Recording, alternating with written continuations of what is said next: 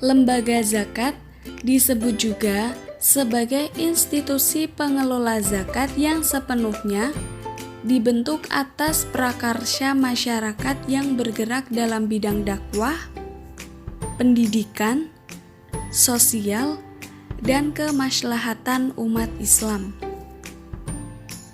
Sebelum berlakunya Undang-Undang Pengelolaan Zakat, sebenarnya fungsi pengumpulan, pengelolaan, dan pendistribusian zakat telah eksis terlebih dahulu di tengah-tengah masyarakat. Fungsi ini dikelola oleh masyarakat sendiri, baik secara perorangan maupun kelompok atau kelembagaan. Hanya saja, dengan berlakunya undang-undang ini, telah terjadi proses formalisasi lembaga yang sudah eksis tersebut. Selanjutnya mengenai sejarah lembaga zakat. Pengelolaan zakat oleh amil zakat telah dicontohkan sejak zaman Rasulullah Shallallahu Alaihi Wasallam dan para Khulafa ar-Rasyidin. Salah satu contohnya, ketika Nabi Muhammad Shallallahu Alaihi Wasallam mengutus Mu'ad bin Jabal ke Yaman dan pada saat beliau menjadi gubernur, beliau pun memungut zakat dari masyarakat atau dari rakyat, dan di sini beliau bertindak sebagai amil zakat. Kemudian mekanisme kerja lembaga zakat ada 5. Yang pertama, mekanisme pengusulan mustahik, mekanisme penetapan bantuan, mekanisme pengalokasian dana dan indeks bantuan, mekanisme penyerahan bantuan, dan yang terakhir mekanisme pembinaan. Kriteria lembaga zakat. Yang pertama, terdaftar sebagai organisasi kemasyarakatan Islam yang mengelola bidang pendidikan, dakwah, dan sosial. Yang kedua, berbentuk lembaga berbadan hukum. Yang ketiga, mendapat rekomendasi dari Basnas. Yang keempat, memiliki pengawas syariat. Yang kelima, memiliki kemampuan teknis, administratif, dan keuangan untuk melaksanakan kegiatannya, serta yang terakhir bersifat nirlaba.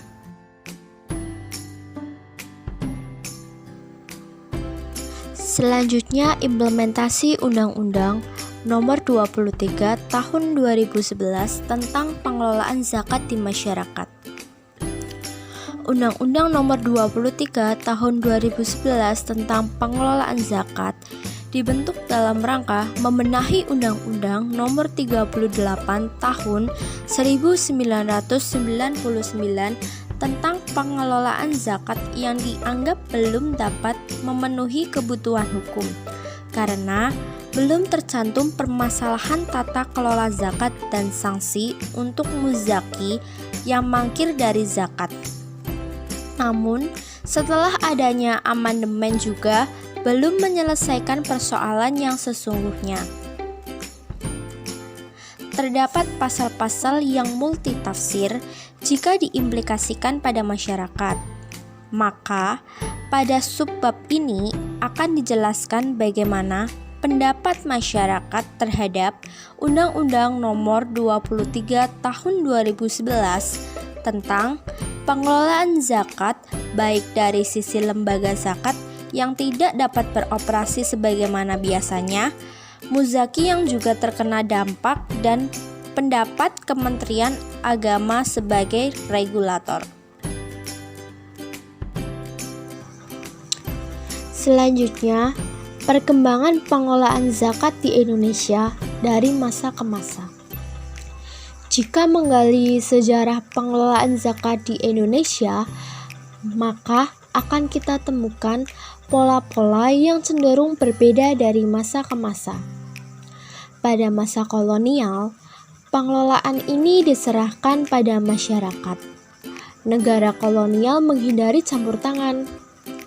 Dengan berkembangnya pesantren, madrasah, dan organisasi civil society Islam, zakat dan sodako masyarakat berkembang dengan sendirinya.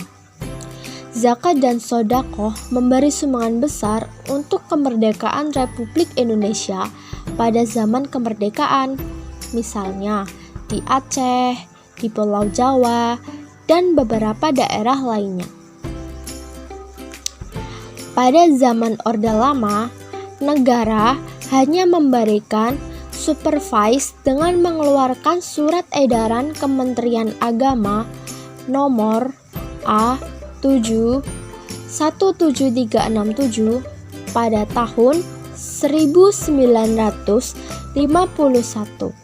yang melanjutkan ketentuan ordonansi Belanda bahwa negara tidak mencampuri urusan pemungutan dan pembagian zakat, tetapi hanya melakukan pengawasan.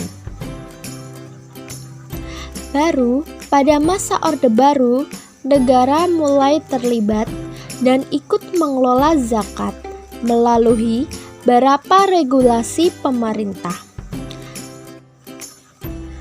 Pada tahun 1964 misalnya, Kementerian Agama menyusun RUU pelaksanaan zakat dan rancangan Perpu pengumpulan dan pembagian zakat dan pembentukan Baitul Mal.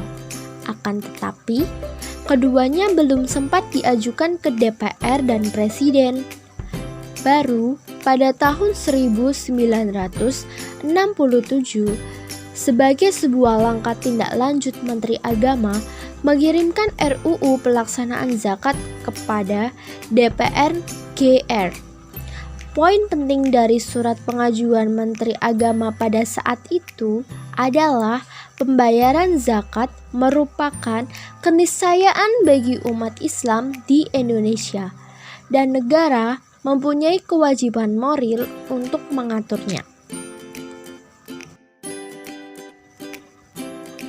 Maka dapat disimpulkan dari video ini yaitu lembaga amil zakat atau lembaga zakat sebagai wujud partisipasi masyarakat, baik dalam Undang-Undang Nomor 38 Tahun 1999 maupun Undang-Undang Nomor 23 Tahun 2011 tentang pengelolaan zakat berperan sebagai operator yang berfungsi melakukan pengelolaan aset zakat, sekalipun posisinya berada di bawah Basnas dalam Undang-Undang Pengelolaan Zakat yang baru. Lembaga zakat memiliki 5 tahap dalam mekanisme kerjanya. Yang pertama, mekanisme pengusulan mustahik, mekanisme penetapan bantuan, mekanisme pengalokasian dana dan indeks bantuan, mekanisme penyerahan bantuan, dan yang terakhir, mekanisme pembinaan.